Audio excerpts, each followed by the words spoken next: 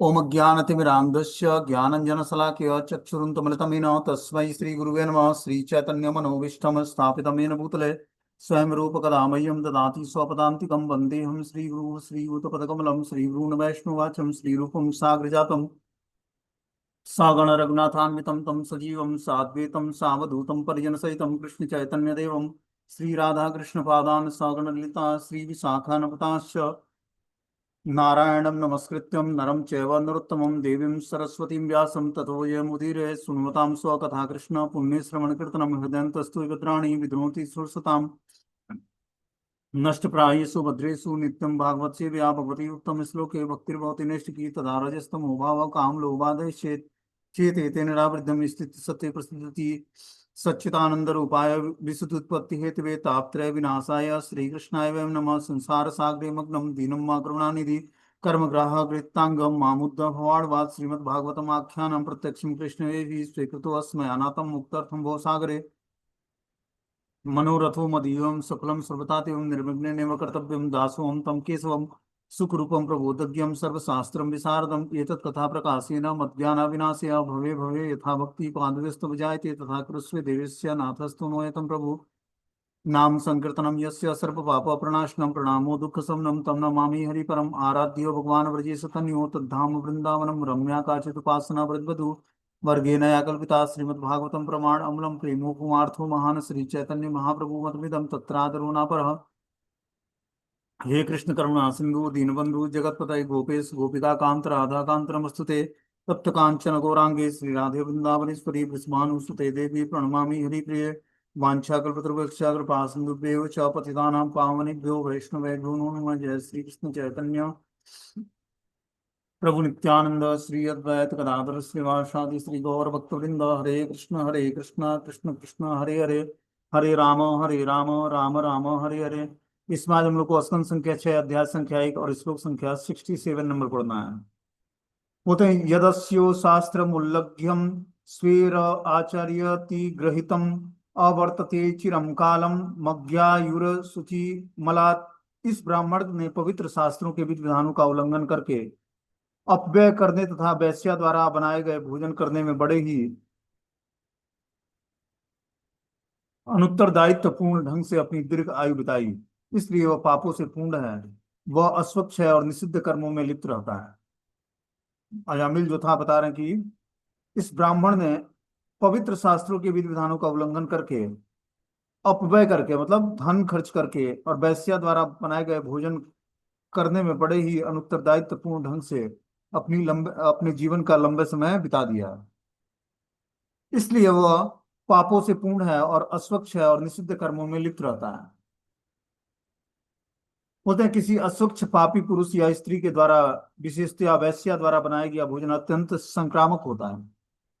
देखो कितना इंपॉर्टेंट बता रहे हैं कि अगर जो कोई वैश्या है, पापी पुरुष है या स्त्री या अस्वच्छ व्यक्ति है, उसके द्वारा बना हुआ भोजन हम खाएंगे तो बहुत ही संक्रामक होगा, हमारी भक्ति के लिए अनुकूल नहीं होगा। अजामिल ने ऐसा ही भोजन किया तो उसे यमराज द्वारा दंडित होना पड़ा। तो बहुत ही आवश्यक है कि हम देखें कि किस व्यक्ति के हाथ का बना हुआ हम भोजन खा रहे हैं। इसीलिए जो खासकर हम देखते हैं कि घर में हम मेट रखते हैं, चाहे ऐसा स्वाभाविक रूप से किसी को जिसे हम भोजन बनाने में अपने को असक्षम समझते हैं कि हम भोजन नहीं बना पाएंगे, लेकिन ये देखना चाहिए। देखो क्या बता रहे हैं, किसी अस्वच्छ पापी पुरुष या स्त्री के द्वारा विशेषतया वैश्या द्वारा बनाया गया भोजन अत्यंत संक्रामक होता है। अजामिल ने ऐसा ही भोजन किया तो उसे यमराज द्वारा दंडित होना पड़ा। जो हम लोग खासकर जो गृहस्थ आश्रम में रहने वाले लोग हैं, उनको पहले तो मेट रखना ही नहीं चाहिए। अगर जो घर में स्त्री विग्रहों की सेवा होती है तो उसको घर में बाहर बाहर से आने वाली किसी नौकरानी की जरूरत नहीं है। वो आके ठाकुर जी का बर्तन मार्जन करे और फिर जो है भोजन बनाए या किचन साफ करे। ये कार्य आप सारा कार्य छोड़कर अपना ये कार्य अपने को खुद करना होता है। और जो आपको आध्यात्मिक प्रोग्रेस करना है तो जो 4 घरों से घूम घाम के आती है बर्तन धोने के लिए, वो 4 अनर्थ ले आकर आपके घर में भी छोड़ेगी। और किचन और मंदिर, 2 चीजें हमारी इतना पवित्र होना चाहिए कि उसमें और किसी का प्रवेश ही नहीं होना चाहिए, न तो जूठा बर्तन का प्रवेश होना चाहिए। अब क्या होता है, पहले क्या होता था कि जूठे बर्तन बाहर धोए जाते थे, अब किचन के वॉश बेसिन में भगवान के भी बर्तन धोए जाते हैं, उसी में जूठे बर्तन अपने भी धोए जाते हैं। इसी कारण से सुवास से बीमारियां शुरू हो जाती हैं। अपने जूठे बर्तन धोने के लिए हमें अलग वॉश बेसिन होना चाहिए, और भगवान के बर्तन धोने के लिए अलग वॉश बेसिन होना चाहिए। चलो मान लो कि छोटा घर है, अगर जो ऐसा नहीं पॉसिबल है, तब भी एक टब में रखें, खंगाल कर उसको पानी को बाहर फेंकें, फिर ले आकर उस वॉश बेसिन में धोएं जहां पर भगवान के बर्तन धोते हैं। अगर जो नहीं व्यवस्था हो पाती है तब, नहीं तो दोनों की वॉश बेसिन अलग अलग होनी चाहिए। दूसरी बात, घर में जो भोजन बनाता है वो आदमी को खुद ही कुकिंग करनी चाहिए, कम बनाकर कम भोग लगा ले भगवान को, लेकिन उसको मेट रखने की जरूरत नहीं कि भोजन आके बाहर से बनाएगी। क्या बता रहे हैं कि अगर जो अस्वच्छ व्यक्ति पापी पुरुष या स्त्री के द्वारा, विशिष्ट अवैश्या द्वारा बनाया गया भोजन अत्यंत संक्रामक होता है, अजामिल ने ऐसा ही भोजन किया था, उसे यमराज द्वारा दंडित होना पड़ा। जिस तरह भगवत भजन करना बहुत ही आवश्यक है, उसी तरह भोजन प्रसाद ग्रहण करना बहुत ही आवश्यक है। और कैसा प्रसाद? सात्विक प्रसाद, और सात्विक व्यक्ति के द्वारा बनाया हुआ प्रसाद वो आपके सारे अभिष्टा को नष्ट कर देगा। शरीर अविद्या जाल, जड़ इंद्रिय का है ताल। मतलब शरीर अविद्या जाल जो है, जिसमें अविद्या भरा हुआ है, उस सारे अविद्या को नष्ट कर देता है प्रसाद। और जीवा को कंट्रोल कर देता है। जीवा एक ऐसी इंद्रिय है कि इसको कंट्रोल करने से उदर और उपस्थ के वेग कंट्रोल हो जाते हैं। मतलब पेट का वेग और जनेंद्रियों का वेग कंट्रोल में आ जाता है। इसीलिए प्रसाद को बहुत ही सात्विक तरीके से और सात्विक व्यक्ति के हाथ से बना हुआ भोजन ही में एज ए प्रसाद के रूप में स्वीकार करना चाहिए, न कि किसी और के हाथ का। होते तथा येन दंड पाणे स कासम कृतिकिल विषम नेस्यामो अकृतम निर्वेशम यत्र दंडेन शुद्धयति। इस अजामिल ने कोई प्रायश्चित नहीं किया, अतः उसके पापी जीवन के कारण हम इसे दंड देने के लिए यमराज के समक्ष ले जाएंगे। वहां यह अपने पाप कर्मों की मात्रा के अनुसार दंडित होगा और इस तरह शुद्ध बनाया जाएगा। तो यमराज का काम क्या है कि पापी व्यक्तियों को दंड देकर उसको शुद्ध करते हैं वो। ये सब भगवान के द्वारा नियुक्त किए गए क्या है, रिप्रेजेंटेटिव हैं, जिसे माता दुर्गा क्या है, त्रैताप देती है संसार में। यमराज जो है अलग अलग पाप कर्मों के अलग अलग सजाएं देकर उस जीवात्मा को शुद्ध करते हैं। बोलते हैं इस अजामिल ने कोई प्रायश्चित नहीं किया, अतः उसके पापी जीवन के कारण इसे दंड देने के लिए यमराज के समक्ष ले जाएंगे हम लोग। वहां यह अपने पाप कर्मों की मात्रा के अनुसार दंडित होगा और इस तरह शुद्ध बनाया जाएगा। जब उसके पाप कर्म समाप्त हो जाएंगे दंड पाकर, तब वो शुद्ध बन जाएगा। जिस कर्मों की सजा हमें यहाँ के कोर्ट में मिल जाती है, या यहाँ पर हम भोग लेते हैं, उसकी सजा हमें वहां पर यमदूतों के कोर्ट में नहीं मिलती। यहाँ के कोर्ट में हो सकता है हम गलती ना करें तब भी हमें सजा मिलेगी, लेकिन वहां के कोर्ट में ऐसा नहीं होता है। वहां की अदालत में तो पंच गवाह, जो 13 गवाह हमने बताए थे कल परसों की क्लास में, 13 गवाह के साथ साथ हृदय में बैठे परमात्मा के द्वारा यमराज सैंक्शन करा के तब जाकर उस जीवात्मा को दंड देते हैं। वो अपने ऊपर कोई रिस्पॉन्सिबिलिटी नहीं लेते, सारा परमात्मा के द्वारा निर्देशित होकर उसको सजा सुनाते हैं। मतलब असली जो जज है वो हृदय में बैठे परमात्मा है। यमराज से उनकी कनेक्टिविटी होती है। वो रिसिप्रोकेशन करके उस जीवात्मा के कर्मों को जान जाते हैं, और सजा क्या देनी है ये भी वो परमात्मा ही डिसाइड करते हैं कि इसको कौन सा शरीर देकर इसको शुद्ध करना है। बस यमराज का काम क्या है, आदेश सुनाना। परमात्मा के द्वारा जो आदेश है, निर्देश दिया हुआ, उस आदेश को के अनुसार उस जीवात्मा को अगले शरीर को प्रदान कर देना। बता रहे हैं, विष्णु दूत ने अजामिलों को यमराज के पास ले जाने से यमदूतों को रोक दिया था। अतः यमदूतों ने बताया कि ऐसे व्यक्ति को यमराज के पास ले जाना उचित है। क्योंकि अजामिल ने अपने पाप कर्मों के लिए कोई प्रायश्चित नहीं किया था, अतः उसे शुद्ध बनाने के लिए यमराज के पास जाया जाना था। जब कोई व्यक्ति हत्या करता है तो वह पापी बन जाता है, अतः उसका भी वध कर दिया जाना चाहिए, अन्यथा मृत्यु के बाद उसे तमाम पाप कर्म भोगने पड़ते हैं। इसी तरह अत्यधिक ग्रहित पापी व्यक्तियों को यमराज द्वारा दंड दिया जाना शुद्धि की विधि है। क्या बोलते हैं कि विष्णु दूतों ने अजामिल को यमराज के पास ले जाने से यमदूतों को रोक दिया था। अतः यमदूतों ने बताया कि ऐसे व्यक्ति को यमराज के पास ले जाना उचित है, क्योंकि यह अपराधी है। चूंकि अजामिल ने अपने पाप कर्मों के लिए कोई प्रायश्चित नहीं किया था, अतः उसे शुद्ध बनाने के लिए यमराज के पास ले जाया जाएगा। जब कोई व्यक्ति हत्या करता है तो वो पापी बन जाता है, अतः उसका भी वध कर दिया जाना चाहिए, अन्यथा मृत्यु के बाद उसे तमाम पाप फल भोगने होते हैं। इसी तरह अत्यधिक ग्रहित पापी व्यक्तियों को यमराज द्वारा दंड दिया जाना ही शुद्धि की विधि है। अतः यमदूतों ने विष्णु दूतों से अनुनय विनय किया कि वे अजामिल को यमराज के पास ले जाने से न रोकें।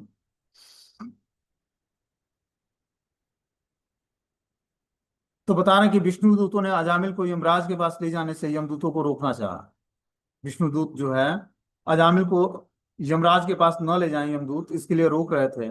और यमदूतों ने बताया कि ऐसे व्यक्ति को यमराज के पास ले जाना उचित है, क्योंकि ये पूरे जीवन भर पाप कर्म किया है। चूंकि अजामिल ने अपने पाप कर्मों के लिए कोई प्रायश्चित नहीं किया था। ये जो महामंत्र है, ये जब हम जाप करते हैं तो हमारे हृदय में प्रायश्चित उत्पन्न होता है। प्रायश्चित मतलब अपने पाप कर्मों से हमें घृणा होने लगता है कि कैसे मैं इतना ग्रहित पाप करके, और इस जीवन में हम पर भगवान की कृपा कैसे हुई कि हम भगवान की भक्ति से जुड़ गए। तो जीवात्मा के अंदर प्रायश्चित करने की भावना जागृत होती है। वो भगवान से प्रेयर करता है, हे प्रभु, हमारे पूर्व जन्म के जो भी संस्कार रहे हैं उसे आपसे हमने बहुत ही इस जीवन में गलती कार्य किया है, और अनेक जन्मों से हम गलती कार्य करते आ रहे हैं। कृपया हमारे पापों को क्षमा कर दें आप। और इस प्रकार भगवान से वो विनती करता है, प्रार्थना करता है कि आप हमारे पापों को क्षमा करके हमें अपनी भक्ति प्रदान करें। वही यहाँ पर बताना कि चूंकि अजामिल ने अपने पाप कर्मों के लिए कोई प्रायश्चित नहीं किया था, अतः शुद्ध बनाने के लिए यमराज के पास ले जाया जाना आवश्यक था। जब कोई व्यक्ति हत्या करता है तो वह पापी बन जाता है और उसका भी वध कर दिया जाता है, अन्यथा मृत्यु के बाद उसे तमाम पाप फल भोगने होते हैं। इसी तरह अत्यधिक ग्रहित पापी व्यक्तियों को यमराज द्वारा दंड दिया जाना शुद्धि की विधि है। कि अगर जो कोई व्यक्ति ग्रहित पापी व्यक्ति है, उसको यमराज के द्वारा दंड दिया जाता है, तभी वो शुद्ध होता है अपने पाप कर्मों से। अतः यमदूतों ने विष्णु दूतों से अनुनय विनय किया कि वे अजामिल को यमराज के पास ले जाने से न रोको। इस प्रकार ये छठे स्कंद का अध्याय एक समाप्त हो जाता है। अब अगला अध्याय शुरू होता है, इसमें विष्णु दूतों द्वारा अजामिल का उद्धार। ये अध्याय 2 है, स्कंद संख्या 6, अध्याय संख्या 2। विष्णुदूत अजामिल का उद्धार कैसे करते हैं, इसकी स्टोरी हम लोग इस लेसन में सुनेंगे। बोलते हैं, श्री बादरायणी उवाच एवं ते भगवद्दूतां यमदूताभिभाषितम् उपाधार्यार्थ तानाज्यम प्रत्याहुनर्य कोविदाम। सुखदेव गोस्वामी ने कहा कि हे राजन, भगवान विष्णु के दूत नीति तथा तर्क में अति पटु होते हैं। यमदूतों के कथनों को सुनने के बाद उन्होंने इस प्रकार उत्तर दिया। जो भगवान विष्णु के दूत आते हैं वो तर्क शास्त्र में अति निपुण होते हैं, मतलब तर्क वितर्क करने में। यमदूतों के कथनों को सुनने के बाद उन्होंने इस प्रकार उत्तर दिया। क्या उत्तर दिया? बोलते हैं, श्री विष्णु दूत उवाच अहो कष्टम धर्मदृशाम म धर्मम स्पृश्यते सभाम यत्रा दंडेषु व पापेषु दंडो ये धी यते वृथा। विष्णु दूतों ने कहा कि हाय, यह कितना दुखद है कि ऐसी सभा में जहाँ धर्म का पालन होना चाहिए वहां अधर्म को लाया जा रहा है। दरअसल दरअसल धार्मिक सिद्धांतों का पालन करने के अधिकारी जन एक निष्पाप और अदंडनीय व्यक्ति को व्यर्थ ही दंड दे रहे हैं। तो बता रहे हैं कि यह कितना दुखद है कि ऐसी सभा में जहां धर्म का पालन होना चाहिए वहां अधर्म को लाया जा रहा है। जो यम राज का कोर्ट है वो धर्म का पालन करने के लिए, न कि अधर्म का। इसी पर विष्णुदूत दुखी होकर कहते हैं कि ये कितना दुखद है कि ऐसी सभा में जहां धर्म का पालन होना चाहिए वहां अधर्म को लाया जा रहा है। दरअसल धार्मिक सिद्धांतों का पालन करने के अधिकारी जन एक निष्पाप और अदंडनीय व्यक्ति को व्यर्थ ही दंड दे रहे हैं। ये जो व्यक्ति है अजामिल, ये निष्पाप है और अदंडनीय व्यक्ति है, मतलब दंड के योग्य नहीं है। क्यों नहीं है? क्योंकि पूरे जीवन भर इसने नारायण, अपना पुत्र का ही नाम पुकारा, लेकिन नारायण का नाम लिया है इसने। बोलते हैं, विष्णु दूतों ने यमदूतों पर आरोप लगाया कि वे दंड देने के लिए अजामिल को यमराज के पास घसीट कर ले जाने का प्रयास करके धार्मिक सिद्धांतों का उल्लंघन कर रहे हैं। यमराज वो अधिकारी हैं जिसे पूर्ण पुरुषोत्तम भगवान ने धार्मिक और अधार्मिक सिद्धांतों का निर्णय करने तथा अधार्मिक लोगों को दंड देने के लिए नियुक्त किया है। किंतु यदि पूर्णतया निष्पाप लोग दंडित होते हैं तो यमराज की पूरी सभा दूषित होती है। यह नियम न केवल यमराज की सभा में लागू होता है अपितु संपूर्ण मानव समाज में पर भी लागू होता है। कि मानव समाज में भी कोर्ट जो होता है उसमें अगर जो किसी को गलत सजा सुनाई जाती है तो उससे पूरे कोर्ट क्या होता है, संपूर्ण मानव समाज संपूर्ण जो है यमराज की पूरी सभा दूषित हो जाती है। उसी तरह भौतिक संसार में कोई गलत निर्णय दे देता है कोई जज या वकील के बिहाफ पर, तो बता रहे हैं यह नियम न केवल यमराज की सभा में अपितु संपूर्ण मानव समाज में लागू होता है। संपूर्ण मानव समाज उससे प्रभावित होता है कि किसी निरपराध व्यक्ति को अपराध करने की सजा मिल जाए। इसीलिए जज का पोस्ट बहुत ही हायर पोस्ट है। ऐसा नहीं है कि वो समझो कि एज ए रिप्रेजेंट करता है भगवान को। उसके एक निर्णय से व्यक्ति के जीवन में बदलाव आ जाएगा। आजकल तो आदमी घूस देकर सोर्स लगाकर कुछ चेंजेस करा लेता है, लेकिन उसके बाद भी उसका परिणाम भोगना पड़ता है जज को।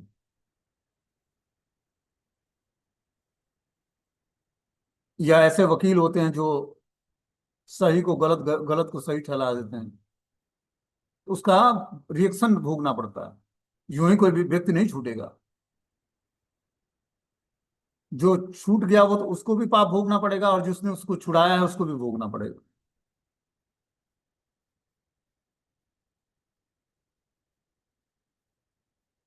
बोलते हैं विष्णु दूतों ने यमराज यमदूतों पर आरोप लगाया कि वे दंड देने के लिए अजामिल को यमराज के पास घसीट कर ले जाने का प्रयास करके धार्मिक सिद्धांतों का उल्लंघन कर रहे हैं। यमराज वो अधिकारी है जिसे पूर्ण पुरुषोत्तम भगवान ने धार्मिक और अधार्मिक सिद्धांतों का निर्णय करने तथा अधार्मिक लोगों को दंड देने के लिए नियुक्त किया है। किंतु यदि पूर्णतया निष्पाप लोग दंडित होते हैं तो यमराज की पूरी सभा दूषित हो जाती है। यह नियम केवल यमराज की सभा पर लागू नहीं होता, अपितु संपूर्ण मानव समाज पर लागू होता है। मानव समाज में धार्मिक सिद्धांतों का सही ढंग से पालन करना राजन के दरबार या सरकार का कर्तव्य है। दुर्भाग्यवश इस कलयुग में धार्मिक सिद्धांतों में हस्तक्षेप किया जाता है और सरकार यह ठीक से निर्णय नहीं ले पाती कि कौन दंड का अधिकारी है और कौन नहीं है। कहा जाता है कि कलयुग में यदि न्यायालय में धन नहीं व्यय किया जाता तो न्याय नहीं मिलता है। निसंदेह न्यायालयों में प्रायः पाया जाता है कि अनुकूल निर्णयों के लिए मजिस्ट्रेट को रिश्वत दी जाती है। कभी कभी कृष्ण भावनामृत आंदोलन का प्रचार करने वाले धार्मिक लोगों को बंदी बनाकर पुलिस और न्यायालय द्वारा सताया जाता है, जो संपूर्ण जनता के लाभार्थ कार्य करते हैं। विष्णुदूत जो कि वैष्णव हैं, इन्हीं शोचनीय तथ्यों के लिए शोक कर रहे थे।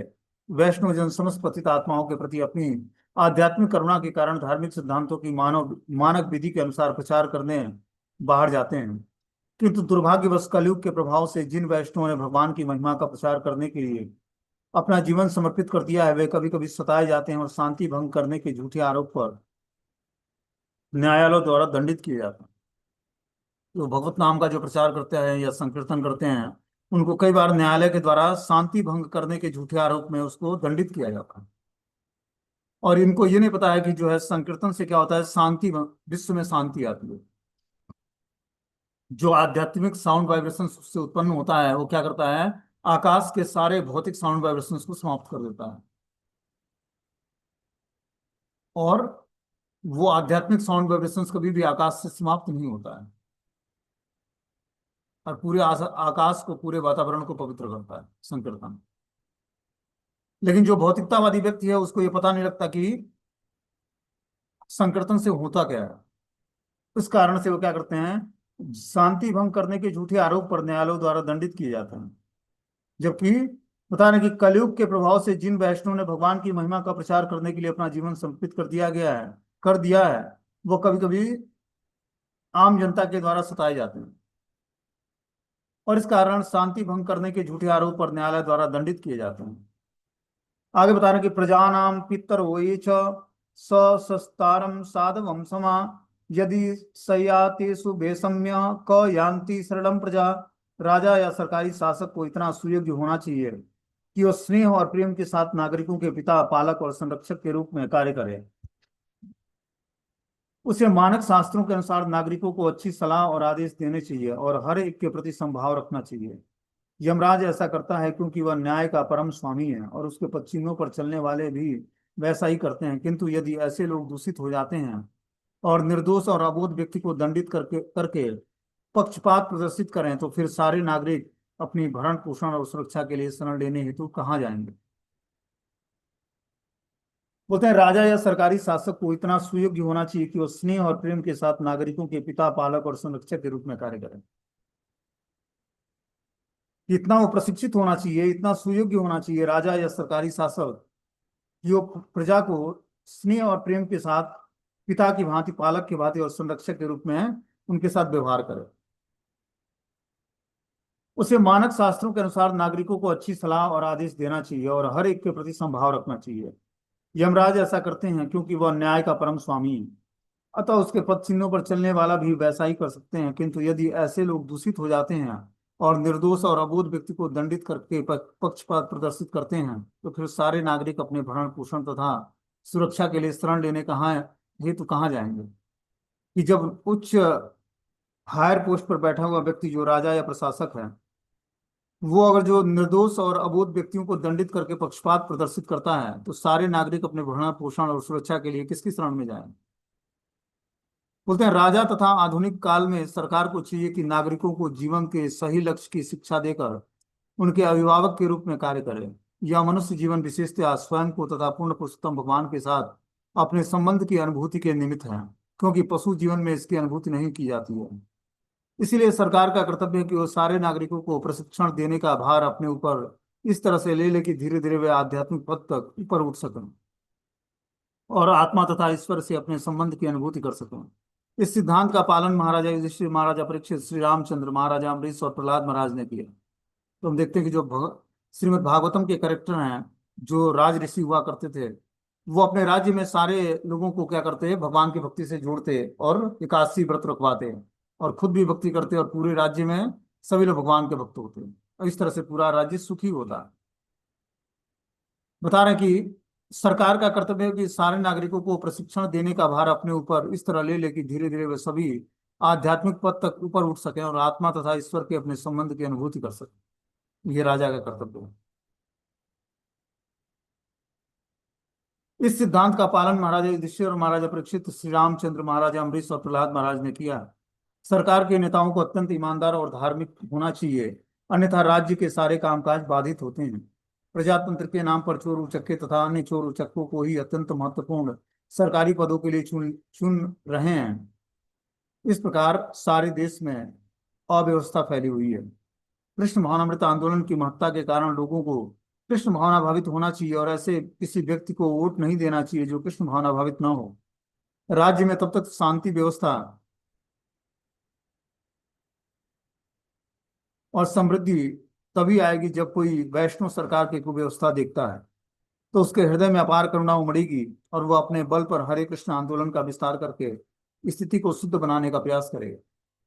बता रहे हैं कि जो प्रशासनिक वर्ग है वो भगवान का भक्त होना चाहिए, तभी जाकर जो है राज्य में शांति और समृद्धि बनी रहेगी, कुव्यवस्था नहीं फैलेगी और सबके हृदय में, और उसके हृदय में जो इस तरह के पोस्ट को संभालने वाला है, जब उसके हृदय में भगवत भक्ति के कारण अपार करुणा उमड़ेगी, तब वो अपने बल पर सबको हरे कृष्ण महामंत्र का आंदोलन का विस्तार करने के लिए शुद्ध बनाने का प्रयास करेगा। और इस प्रकार बताना कि हमें ऐसे ही लोगों को वोट देकर क्या करना चाहिए, ऐसे ही लोगों को हमें सेलेक्ट करना चाहिए जो राज्य में वास्तविक शांति और समृद्धि ला सके और कृष्ण भावनामृत का विकास कर सके। तभी समाज में क्या है, शांति व्यवस्था बनी रहेगी और सभी लोग भगवान की भक्ति से जुड़ेंगे। आगे इसमें बता रहे कि यद यद आचरति श्रेयान निस्तरस्य तदीहते स यत् प्रमाण कुरुते लोका तद अनुवर्तते। आम जनता समाज में नेता के उदाहरण का अनुगमन और उसके आचरण का अनुसरण करती है। नेता जो भी मानता है उसे आम जनता प्रमाण रूप में स्वीकार करती है कि जो देश का लीडर है या जनता का लीडर है, वो जिस हिसाब से का उदाहरण प्रस्तुत करेगा उसी का पूरे समाज जो है अनुगमन करेगा और उसके आचरण का अनुसरण करेगा जैसा उसका आचरण होगा। नेता जो भी मानता है उसे आप जनता प्रमाण रूप में स्वीकार करती है। मतलब नेता जो करता है उसी को जनता क्या करती है, प्रमाण रूप में स्वीकार करती है। नेता का मतलब हो गया कि अगवा, समाज में जो आगे चलने वाला व्यक्ति है नेता कहलाता है या लीडर कहलाता है। तो वो जो प्रमाणिक होगा और उसका आचरण पवित्र होगा, तब सब जनता क्या करेगा, उसका अनुगमन करेगी और उसके आचरणों का अनुसरण करेगी और इस प्रकार सफलता प्राप्त करेगी आध्यात्मिक जीवन में। तात्पर्य में लिखते हैं यद्यपि अजामिल दंडनीय नहीं था, फिर भी यमदूत उसे दंड देने के लिए यमराज के पास ले जाने की जिद कर रहे थे। यह अधर्म था, अर्थात धार्मिक सिद्धांतों के विपरीत था। विष्णु दूतों का भय था कि यदि ऐसे अधार्मिक कार्यों की अनुमति दी जाती है तो मानव समाज की व्यवस्था बिगड़ जाएगी। क्या बता रहे हैं यहाँ पर कि यद्यप अजामिल दंडनीय नहीं था, फिर भी यमदूत उसे दंड देने के लिए यमराज के पास ले जाने की जिद कर रहे थे। यह अधर्म था, अर्थात धार्मिक सिद्धांतों के विपरीत था। विष्णु दूतों को भय था कि यदि ऐसा अधार्मिक कार्यों की अनुमति दी जाती है तो मानव समाज की व्यवस्था बिगड़ जाएगी। जहां पर अधर्म अधर्म प्रधान बन जाए और राजा अधर्म का साथ देने लगे, वहां पर पूरा समाज जो है दूषित हो जाता है। बोलते हैं विष्णु दूतों को भय था कि ऐसे अधार्मिक कार्यों की अनुमति न दी जाए जो मानव समाज की व्यवस्था को बिगाड़ दे। आधुनिक काल में कृष्ण भावनामृत आंदोलन मानव समाज की व्यवस्था में सही सिद्धांत को चालू कर रखा रहा है। किंतु दुर्भाग्यता यह है कि कलयुग की सरकारें हरे कृष्ण आंदोलन का समुचित रूप से समर्थन नहीं करती है, क्योंकि वो इस आंदोलन की मूल्यवान सेवाओं को समझ नहीं पा रही है। हरे कृष्ण आंदोलन मानव समाज की पतित अवस्थाओं को सुधारने के लिए सही आंदोलन है। इसलिए सरकारों तथा विश्व के प्रत्येक भाग के जन नेताओं को मानवता की पापपूर्ण स्थिति को पूरी तरह से संशोधित करने के लिए अपना सामर्थ्य देना चाहिए। कि जो व्यक्ति लीडर के पोस्ट पर बैठा है उसको अपने पूरे सामर्थ्य के अनुसार ये प्रयास करना चाहिए कि पूरे समाज में कृष्ण भावनामृत का विस्तार हो, ताकि सुख और शांति और समृद्धि बनी रहे और सभी लोग भगवान की भक्ति से जुड़े। बता रहे हैं, लेकिन दुर्भाग्य तो यह है कि कलयुग की सरकारें हरे कृष्ण आंदोलन को समुचित रूप से समर्थन नहीं करती, क्योंकि वे इस आंदोलन की मूल्यवान सेवाओं को समझ नहीं पाती कि ये आंदोलन किस कारण से कार्य कर रहा है। जब तक व्यक्ति भक्ति नहीं करेगा तब तक इस आंदोलन के, जो चैतन्य महाप्रभु का यह आंदोलन है, पृथ्वी आछे नगर आदि ग्राम सर्वत्र प्रचार होइबे मोर नाम, कि पृथ्वी नगर और ग्राम में, पृथ्वी पर जितने नगर और ग्राम में सर्वत्र भगवान के नाम का प्रचार हो। वो तभी व्यक्ति समझ पाएगा जब व्यक्ति भगवान की भक्ति से जुड़ेगा कि किस कारण से हरे कृष्ण आंदोलन चलाया जा रहा है और इसका समर्थन करने की योग्यता उसके अंदर होगी। बोलते यस्यांके सिर आधायम लोक स्वपिति निवृतम स्वयं धर्म धर्मम वा न ही वेद यथा पशु स कथम न्यापिता आत्मानं कृत्य मैत्र्य मचेतनम विस्त्रव्य भ्रडियो भूतानां संघृणो दुग्ध भूमहर्त। सामान्य लोग ज्ञान में इतने उन्नत होते हैं कि धर्म तथा अधर्म में भेदभाव कर सकें। अबोध अप्रबुद्ध नागरिक उस अज्ञानी पशु की तरह होता है जो अपने स्वामी की गोद में सिर रखकर शांति पूर्वक सोता रहता है और श्रद्धा पूर्वक अपने स्वामी द्वारा अपने संरक्षण पर विश्वास करता है। यदि नेता वास्तव में दयालु हैं और जीव की श्रद्धा का भाजन बनने योग्य हैं, तो वह किसी भी मूर्ख व्यक्ति को किस तरह दंड दे सकता है या जान से मार सकता है जिसने श्रद्धा तथा मैत्री में पूर्णतः आत्मसमर्पण कर दिया है। क्या बता रहे हैं यहाँ पर कि सामान्य लोग ज्ञान में उतने उन्नत होते हैं कि धर्म तथा अधर्म में भेदभाव कर सकते हैं। सामान्य व्यक्ति भी इतना ज्ञान में उन्नत होता है कि वो क्या धर्म है और क्या अधर्म है इसको जानता है। अबोध अप्रबुद्ध नागरिक उस अज्ञानी पशु की तरह हैं जो अपने स्वामी की गोद में सिर रखकर शांतिपूर्वक सोते हैं। जो कम बुद्धिमान लोग हैं या ज्ञानी लोग हैं वो उस पशु की तरह हैं जो पशु अपने स्वामी की गोद में सिर रखकर शांतिपूर्वक सोता रहता है और श्रद्धा पूर्वक अपने स्वामी द्वारा अपने संरक्षण पर विश्वास करता है। यदि नेता वास्तव में दयालु हों और जीव की श्रद्धा का भाजन बनने योग्य हों, तो वह किसी भी मूर्ख व्यक्ति को किस तरह दंड दे सकते हैं या जान से मार सकते हैं जिसने श्रद्धा तथा मैत्री से पूर्णतः आत्मसमर्पण कर दिया है।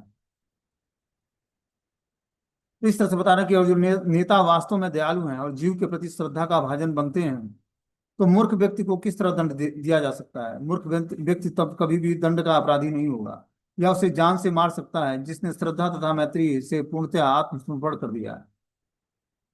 बोलते हैं श्रद्धा या विश्वास तोड़ने वाले को संस्कृत में विश्वासघात घोषित कहा करता है।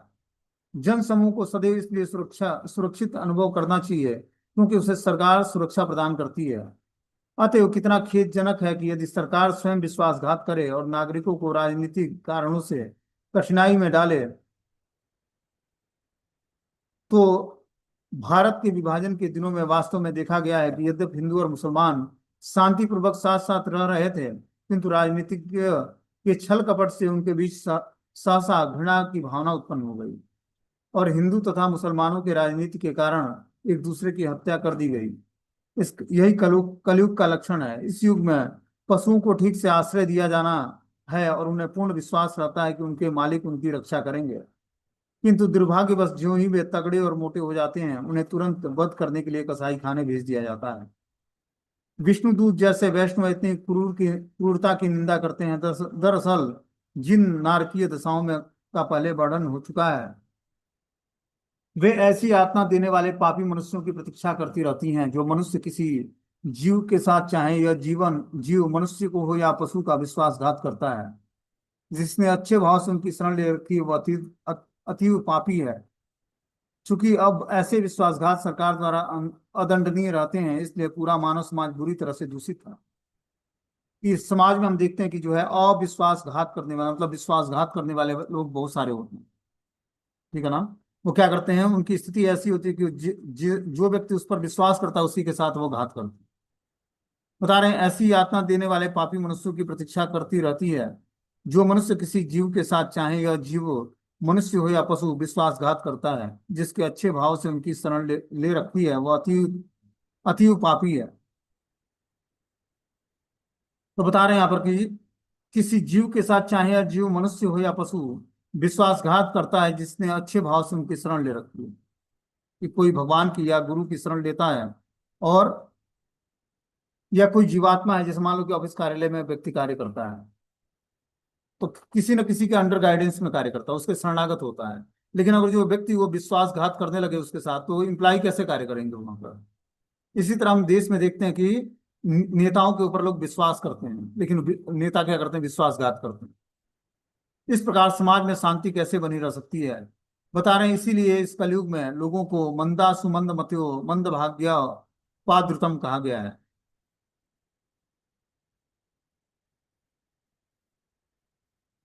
बोलते हैं, ऐसे पाप महता के फलस्वरूप लोग निंदित होते हैं, उनकी बुद्धि विमल नहीं रहती, वे अभागे होते हैं, अतएव वे अनेक समस्याओं द्वारा सदैव उद्विग्न रहते हैं। यह तो इस जीवन में उनकी स्थिति है, और मृत्यु के बाद उन्हें नारकीय दंड दिया जाता है। कि जो व्यक्ति पापमयता के फलस्वरूप लोग निंदित होते हैं, उसकी बुद्धि विमल नहीं रहती, जो पाप कर्म में लगा होता है। वे अभागे होते हैं, अतएव वे अनेक समस्याओं द्वारा सदैव उद्विग्न रहते हैं। यह तो इस जीवन में उनकी स्थिति है, और मृत्यु के बाद उन्हें नारकीय दंड दिया जाता है। इस प्रकार जो व्यक्ति पापमय पापमयता के फलस्वरूप लोग निंदित होते हैं, और जो पाप कर्म करता है उसकी बुद्धि विमल नहीं होती है, वे अभागे लोग होते हैं, अतः वे अनेक समस्याओं द्वारा सदैव उद्विग्न रहते हैं। यह तो इस जीवन की उनकी स्थिति है, और मृत्यु के बाद उन्हें नारकीय दंड दिया जाता है।